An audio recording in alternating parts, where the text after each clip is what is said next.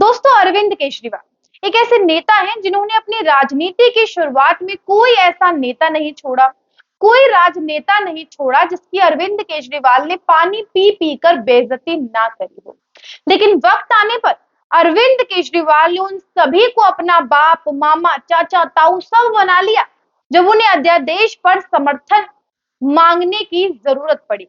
और सब गजनी बनकर अरविंद केजरीवाल का साथ भी देने पड़े। लेकिन जब सर जी को कांग्रेस पार्टी के समर्थन की जरूरत पड़ी तो कांग्रेस पार्टी ने समर्थन नहीं किया।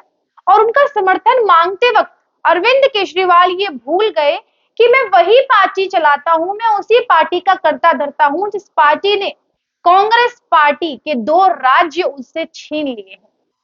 मैं पंजाब की बात कर रही हूं, मैं दिल्ली की बात कर रही हूं। 2 ऐसी जगह जहां कांग्रेस पार्टी की सरकार हुआ करती थी, चलता हुआ करती थी।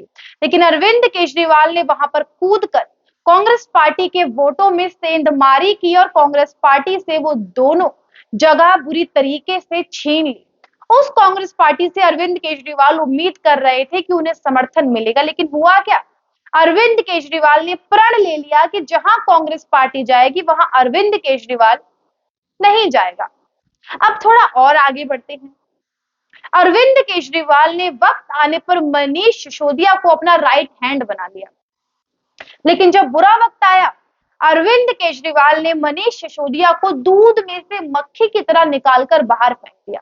गिरफ्तारी को 6 महीने हो चुके हैं। गिरफ्तारी के 24 घंटे के अंदर अंदर उनसे इस्तीफा ले लिया, जबकि सत्येंद्र जैन से महीनों बीतने के बाद भी इस्तीफा नहीं लिया गया था। 1 हफ्ते में सरकारी बंगला खाली करवा दिया। मनीष सिसोदिया तमाम तरीके की कोशिश कर चुके हैं, पत्नी की बीमारी का बहाना लगा चुके हैं, सुप्रीम कोर्ट, हाई कोर्ट, हर जगह अपनी जमानत के लिए अपील कर चुके हैं, लेकिन मनीष सिसोदिया की कहीं सुनवाई नहीं हो रही है। वो मनीष सिसोदिया जिन्होंने अरविंद केजरीवाल को बचाने के लिए अपने करियर की, अपने फ्यूचर की कुर्बानी दे दी है, लेकिन अरविंद केजरीवाल ने अब आतिशी जी को पकड़ लिया है। ये उसी समय के घोटाले हैं जब मनीष सिसोदिया फाइनेंस मिनिस्टर हुआ करते थे। अब चूंकि सीएजी की जांच शीश महल घोटाले पर बुरी तरीके से चल रही है, पीडब्ल्यूडी डिपार्टमेंट तो जाएगा ही जाएगा, लेकिन उसी के साथ साथ फाइनेंस मिनिस्ट्री भी अब जाने वाली है। आप खुद सोचिए, 53 करोड़ का शीश महल घोटाला, 151 करोड़ के नए फ्लैट्स खरीदे गए, आईएएस अधिकारियों को मुहैया करवाए गए। अब इतना पैसा कैसे निकला, कहां से निकला, किन अधिकारियों की मदद से निकला? और उस समय मनीष सिसोदिया फाइनेंस मिनिस्टर थे। तो ये सारी चीजें अब जांच के घेरे में है। अब जैसे ही अरविंद केजरीवाल को लगा मनीष जी तो गए, अब ऐसा कोई व्यक्ति होना चाहिए जो इन सभी मुद्दों पर बिना डरे मीडिया के आगे सारी बात कह सके, तो अरविंद केजरीवाल ने पकड़ लिया आतिशी को। अब आतिशी का इतना दबका बन गया, इतनी पावर उसके पास है कि अरविंद केजरीवाल के बाद दूसरा नाम जो है वो आतिशी का आता है, जिसके पास 11 मंत्रालय हैं और वित्त मंत्रालय भी आतिशी जी मैडम को सौंपा गया है। अब यहाँ पर आप सोचिए, सवाल ये नहीं है कि आतिशी को वित्त मंत्रालय क्यों सौंपा गया, सवाल ये है कि कैलाश गहलोत से वो मंत्रालय क्यों ले लिया गया। क्योंकि कैलाश गहलोत के ऊपर पहले से ही डीटीसी बस घोटाले में जो क्लस्टर बस घोटाला हुआ, करोड़ों की बस घोटाला हुआ, उसकी जांच चल रही है। तो वो कैसे वित्त मंत्रालय संभाल लेंगे? उनके ऊपर तो बहुत सारी चीजें चल रही हैं। इसी के साथ साथ जो बुराड़ी में ऑटो रिक्शा परमिट घोटाला हुआ है, जिसमें 14 अधिकारियों की गिरफ्तारी हो चुकी है, जिसमें कि एंटी करप्शन ब्यूरो जोर शोर से जांच कर रहा है, जिसमें भी कैलाश गहलोत के ऊपर जांच की आंच आ चुकी है। तो ऐसे में जिस व्यक्ति के ऊपर पहले से 2 मामलों में बुरी तरीके से जांच चल रही हो, वहां एक और मामला वो कैसे संभालेगा?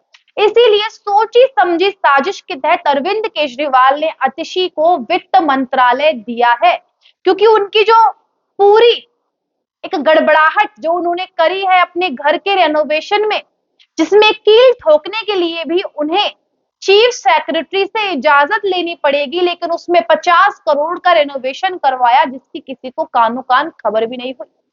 वो भी ऐसे वक्त में जब पूरा देश कोरोना की महामारी से जूझ रहा था।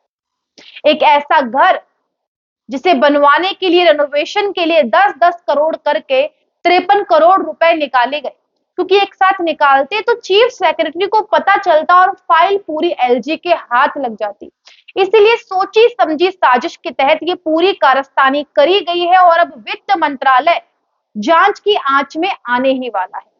पीडब्ल्यूडी डिपार्टमेंट की बात करें तो वहां पर भी विजिलेंस के स्पेशल सेक्रेटरी, मैं बात कर रही हूं चंद्रराज शेखर की, जिसे सुप्रीम कोर्ट का फैसला आते ही सौरभ भारद्वाज ने अपने पद से हटा दिया, तमाम तरीके के आरोप लगाए और इसके अलावा 9 आईएएस अधिकारियों को डराया और धमकाया।